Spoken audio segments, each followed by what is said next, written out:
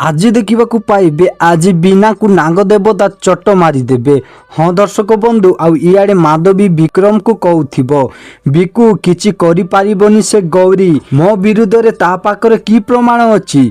आउ मु जानिछि से केदार गौरी भी भलो भाबरे जानिचंती से विष शिवालिका को मारिबा को दिया जाइथिला किंतु सेटा तो गौरी पाई थिला।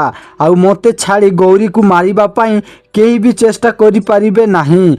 एमिति कोई गुनी करी शैतान को डाकुथिबो गौरी को जीवन रु मारी देबा पाई। आउ एपटे बिना से घर बाहर थिबा महादेव को शिला पाके जाई पूजा करुथिबे जे तांकु एई वर्ष भितरे पिला छुआ हुअंतु बोली। आउ ठीक एई समय नागदेवता आसीबे तापर बिना नागदेवता को देखि कहिबे ए नागदेवता आज पूर्णमी मोर ए व्रत सफल कर नहिले एई मुहूर्त रे मते धनसी शेष करि दियो।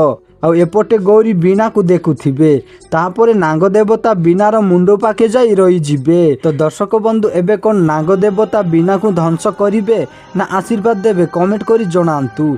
तो आज बोली किछि जबरदस्त सीन देखिबाकू पाइबे।